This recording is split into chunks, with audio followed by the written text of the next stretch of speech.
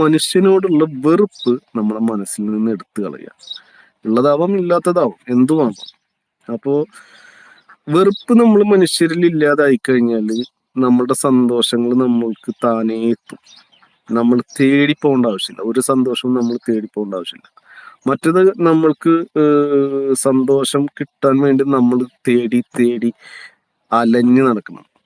നിന്നെ തേടി തേടി തേടി അലയുന്ന പോലെ നമ്മളിങ്ങനെ ഒരു സന്തോഷം അപ്പൊ അതിന്റെ കാണുമ്പോഴേക്കും അതാണ് നമ്മുടെ സന്തോഷം എന്ന് വിചാരിച്ചിട്ട് നമ്മൾ അതിന്മേൽ ചാടി പിടിക്കും. കുറച്ച് കഴിയുമ്പോൾ അതല്ല നമ്മുടെ സന്തോഷം എന്ന് നമ്മൾ തിരിച്ചറിയും.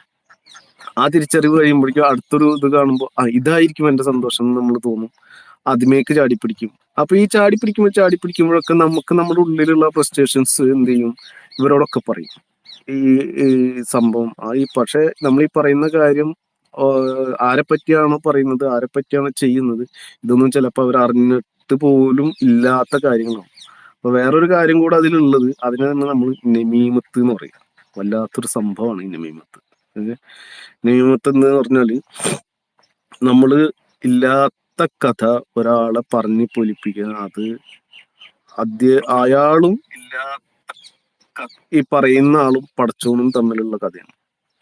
അപ്പൊ ഇത് മുകളിലേക്ക് പോയി ഇയാളിലേക്ക് എത്തുന്ന ഒരു അവസ്ഥ ഇല്ലാത്തൊരു കാര്യം വരും. ഇയാളിലേക്ക് എത്താതെ വരുമ്പോൾ ഇത് വീണ്ടും വാനലോകത്തേക്ക് ഉയർത്തപ്പെട്ടിട്ട് എന്ത് വരും, അത് നമ്മളിലേക്ക് തന്നെ തിരിച്ചെത്തുന്ന ഒരു സമയമുണ്ട്. അപ്പൊ നമ്മൾ ചിലപ്പോഴൊക്കെ പറയും നമുക്ക് കണ്ണേറ് കിട്ടിയിട്ടുണ്ടോ, കണ്ണ് തട്ടിയിട്ടുണ്ടോ, മറ്റുള്ളവർ പ്രാഗിയിട്ടുണ്ടോ. ഇതൊന്നല്ല, ഇത് നമ്മൾ ചെയ്യുന്ന കർമ്മഫലം നമ്മളിലേക്ക് എത്തുന്ന ഒരു സംഭവമുണ്ട്.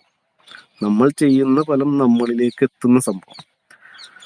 അപ്പോ നമ്മൾ ചെയ്യുന്ന ഫലം നമ്മളിലേക്ക് എത്താതിരിക്കാൻ ശ്രമിക്കുക. ഇത് ചിലപ്പോ നമ്മുടെ ഓപ്പോസിറ്റ് ഇരിക്കുന്ന ആള് പലപ്പോഴും നല്ല പ്രാർത്ഥന ഒക്കെ തന്നെയാണെങ്കിൽ പോലും ചിലപ്പോഴൊക്കെ അവരുടെ മനസ്സൊന്ന് വേദനിച്ചു പോകും.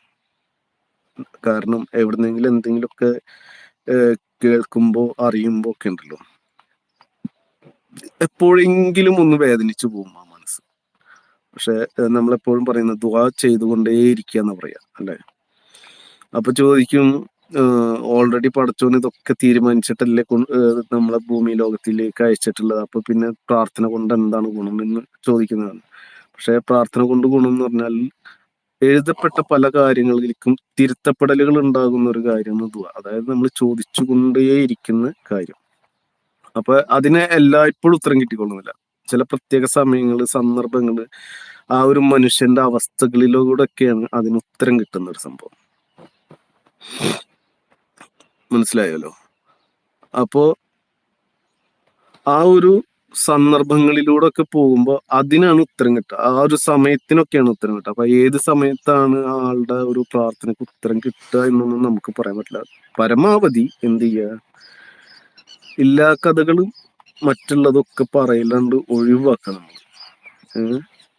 കുറ്റം പറയണ്ട, നല്ലതും പറയണ്ട, ആളിനെ കുറിച്ച് അല്ലെങ്കിൽ മറ്റൊരാളെ കുറിച്ച് നമ്മൾ ചിന്തിക്കുകയേ വേണ്ട. ഓക്കെ. അപ്പൊ അങ്ങനെ ആവുമ്പോ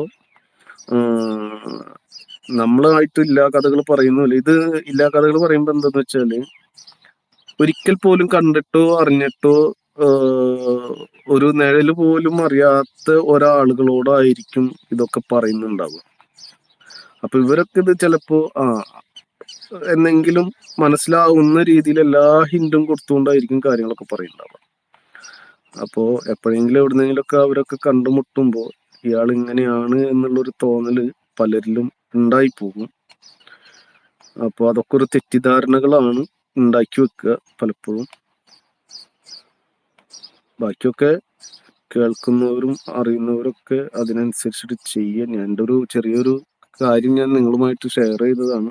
ഇന്നത്തെ ഒരു നല്ലൊരു ദിവസത്തില് മറ്റുള്ളവരോടുള്ള വെറുപ്പ് മാറ്റി നിർത്തിയിട്ട് നമ്മളായിട്ട് ജീവിക്കാൻ ശ്രമിക്കുക എന്നാണ് ഞാൻ പറഞ്ഞതിന്റെ ചെറിയൊരു ചുരുക്കം. അപ്പൊ എല്ലാവരോടും ഈ ഒരു മെസ്സേജാണ് ഇന്ന് എനിക്ക് പറയാനുള്ളത്. അപ്പൊ വരുന്നവരും പോകുന്നവരൊക്കെ ലൈക്ക് ചെയ്തോ, കമന്റ് ചെയ്തോ, താഴെ വന്നോ, ടൂഗദർ കയറിക്കോ, പാട്ട് പാടിക്കോ. ഓക്കെ. ഞാൻ ഇന്ന് സംസാരിച്ചിട്ടൊന്നും ഉണ്ടായിരുന്നില്ല കുറേ ഇതായിട്ട്.